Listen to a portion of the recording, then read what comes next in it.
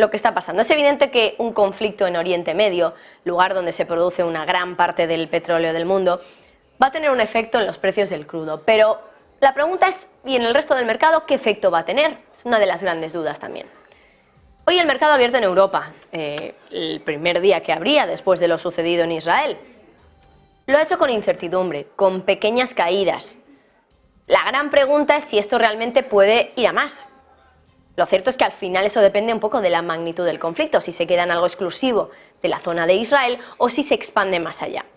Pero aunque el efecto sea pequeño, es verdad que los eventos geopolíticos suelen tener algo de efecto en los mercados financieros. Y se lo vamos a enseñar enseguida en un gráfico que nos muestra qué efecto ha tenido cada uno de esos eventos de los últimos años, eventos geopolíticos de los últimos años. Aquí ya les aviso que no se incluye la guerra de Ucrania, que por cierto ya saben que todavía no ha terminado tampoco. Pero vamos a enseñarles ese gráfico que desde luego es bastante llamativo para ver realmente el efecto que tienen esos acontecimientos geopolíticos en los mercados financieros. Bueno, aquí lo tienen.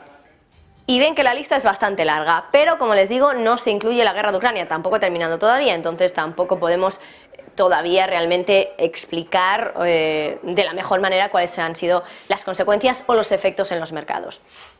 Aquí vemos los distintos eventos de shock para el mercado.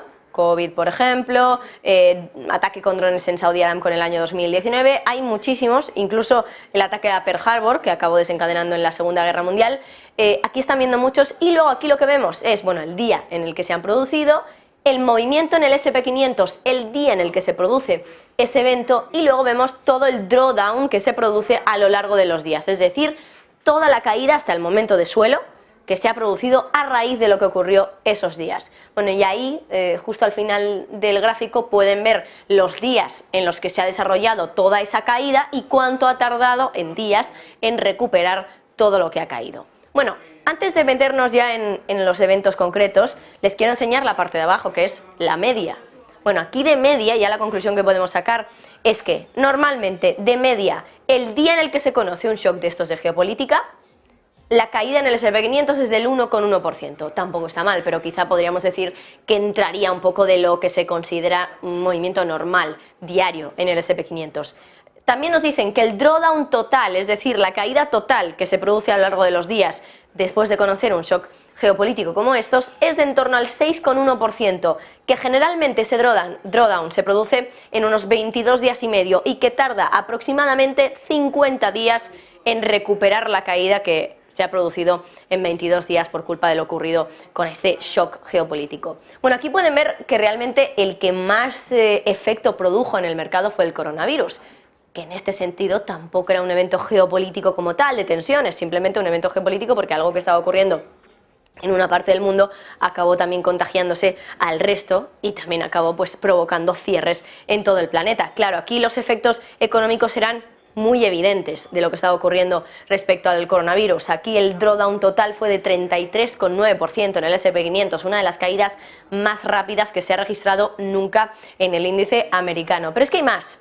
Aquí los están viendo todos. Me parece también muy relevante ver todo lo que tiene que ver con el petróleo, por ejemplo, esos ataques a Saudi Aramco en el año 2019, el 14 de septiembre.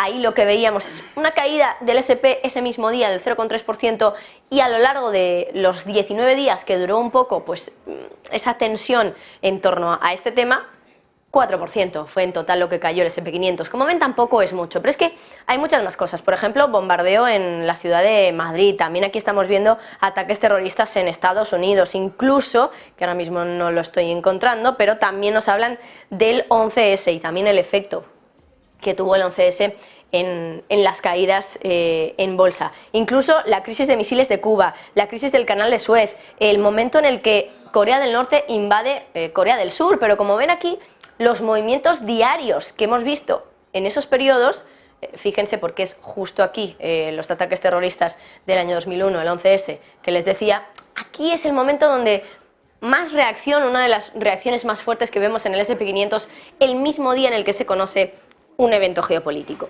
Caída en el S&P del 4,9% y el drawdown total del 16,9%.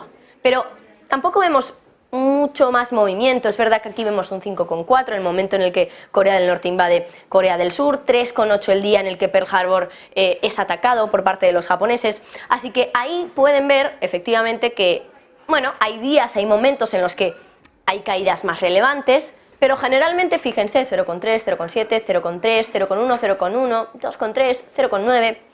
Generalmente el movimiento no llega ni siquiera al 1% de caída para el SP500 el día en el que se conoce el shock geopolítico.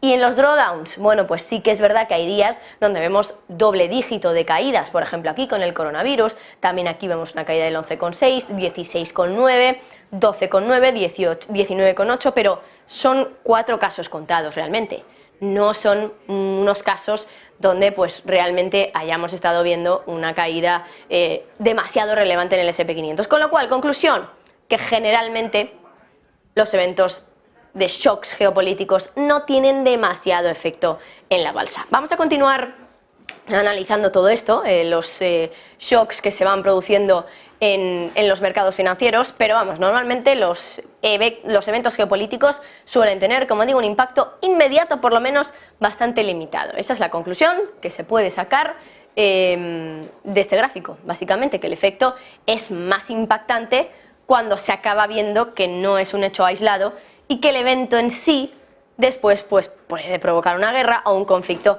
que pueda acabar afectando a la economía mundial. Piensen, por ejemplo, en Pearl Harbor, el COVID, incluso el 11S, que se lo comentábamos en ese gráfico. Si usamos términos más técnicos, aquí una de las conclusiones que también podemos sacar realmente es que los eventos que tienen más reacción en el mercado son eventos que pueden afectar a flujos de caja de las empresas cotizadas, a su capacidad de generar beneficios, porque al final eso es lo que va a resultar en una prima de riesgo mucho más alta. Y hablando de primas de riesgo, todos estarán pensando en bonos, ¿no? Cuando hablamos de primas de riesgo, automáticamente pensamos en esa comparativa entre, por ejemplo, el bono a 10 años español y el bono a 10 años alemán. Y bien, hablando de bonos, ¿cómo ha afectado lo ocurrido en Israel a los bonos?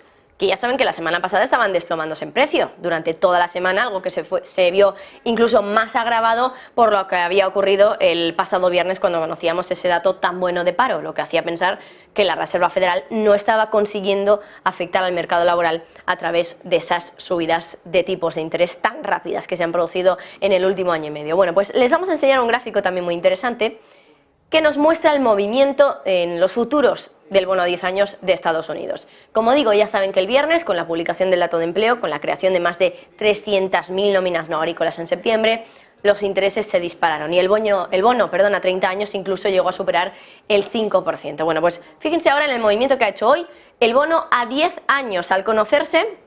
Bueno, al conocerse no, al abrir el mercado y por lo tanto ya empezar a registrar esos movimientos en los futuros del bono a 10 años. Bueno, pues este es el momento en el que se conoce el pasado viernes el dato de las nóminas no agrícolas, caída en precio del futuro del bono a 10 años de Estados Unidos, caída importante del entorno del 110 aproximadamente al 109, una caída bastante relevante. Y después vamos viendo cómo a lo largo de los minutos que van sucediendo de esa jornada parece que se va recuperando un poco esos futuros, pero es que fíjense en el movimiento que ha tenido en el día de hoy, cuando ha reabierto otra vez el mercado de bonos de Estados Unidos, el mercado de futuros de esos bonos. ¿Qué es lo que ha pasado? Pues que otra vez han vuelto a subir en precio los bonos de Estados Unidos, en este caso el bono a 10 años. Esto, insisto, es un futuro. Y además la subida se ha producido incluso en niveles, o hasta niveles, mejor dicho, superiores a los que veíamos el viernes pasado antes de conocerse los datos de empleo de Estados Unidos. Luego ha corregido un poquito y hemos visto cómo más o menos se ha mantenido en el mismo nivel en el que estaba este bono, en este caso el futuro del bono a 10 años de Estados Unidos, antes de conocerse el dato de empleo. Por lo tanto, se ha compensado un poco ambos efectos. El efecto de creación de empleo por encima de lo esperado hizo que se desplomaran los bonos, porque los mercados veían que la Reserva Federal realmente no estaba consiguiendo enfriar el mercado laboral, y hoy lo que se ha producido a lo largo de todo el fin de semana ha creado más tensión, más incertidumbre y ha hecho que los inversores que saben que los bonos de Estados Unidos son, bueno, pues un activo refugio, quieran volver a sentir esa protección que les puede dar el bono de Estados Unidos. Bueno, pues aquí les dejo ese gráfico para que lo estudien en detalle, un gráfico también muy interesante sobre el movimiento que ha hecho el bono a 10 años en los últimos días. Pero ahora vamos a indagar en ese movimiento, en el movimiento de entrada de dinero otra vez en los bonos. Y es que al final, bueno, ¿qué es el bono de Estados Unidos? Ya lo saben, es el bono considerado más seguro del mundo. ¿Y qué hay que hacer En periodos de incertidumbre, la teoría nos dice que hay que ir a refugiarse, activos seguros, es decir, bonos. Bonos y el dólar, por ejemplo, que hoy ha vuelto a subir también. Pero ahí se puede entender por qué el movimiento en precio del viernes se ha visto totalmente compensado por el movimiento en precio de hoy. Caída del viernes, subida de hoy, quiero decir. Pero es que los bonos han sufrido muchos vaivenes, sobre todo la semana pasada. El subidón de las rentabilidades obligó incluso al Banco de Japón a salir a comprar bonos, porque el país tuvo que intervenir su moneda para evitar que se debilitara demasiado contra el dólar. Por lo tanto, el movimiento que hemos visto en el día de hoy es especialmente interesante y vamos a ver si continúa en el tiempo o no, porque de momento sí que se han frenado esas caídas, pero veremos si eso continúa. Más allá de eso, vamos ya por este último análisis para poder entrar en detalle